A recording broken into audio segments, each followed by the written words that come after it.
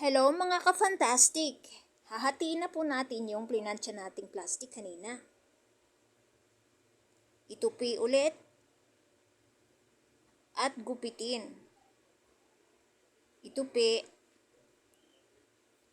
gupitin, itupi ulit at gupitin. Heto na po yung huli nating tupi. 2 beses po ng pahaba. Ayan kung nakikita nyo po. At itupi po ng pahalang. Saka po natin gupitin ng pakurba para makagawa tayo ng petals. Ayan, nakagawa na po tayo ng 2 petals. Pagpatuloy po natin yung katulad sa naunang paraan. Pwede po tayong gumawa mga ka-fantastic ng maraming petals. Mas marami, mas maganda po.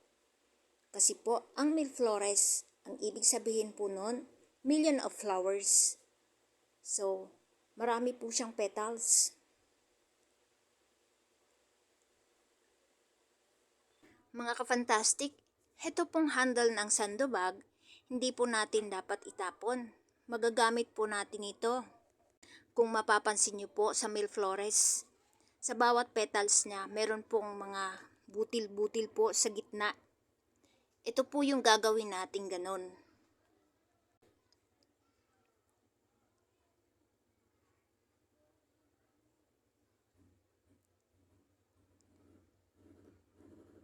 At ngayon, kailangan po natin ng maninipis na alambre. Simulan na po natin idikit itong maliliit na plastic.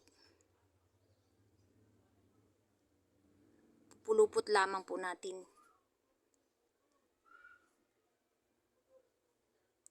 Daragdagan po natin ng glue stick para dumikit po ng mabuti.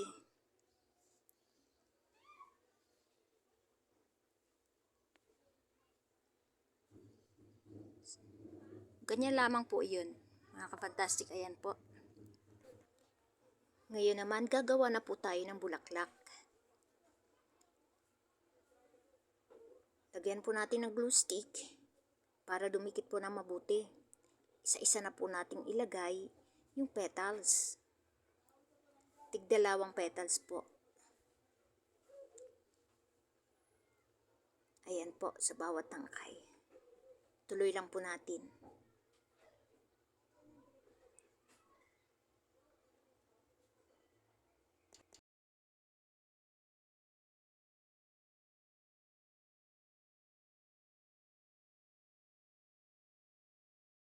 Ngayon naman, ang bawat tangkay po ay babaluti natin ng ginupit na kulay berdeng plastic bag.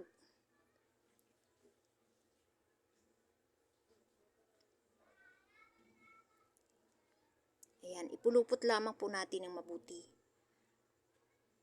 At lagyan po ng glue stick, saka gupitin.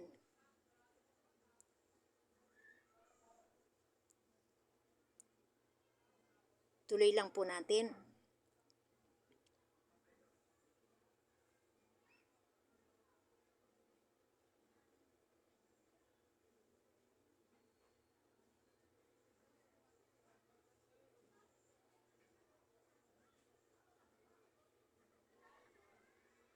Ayan, nakagawa na po tayo, mga ka-fantastic.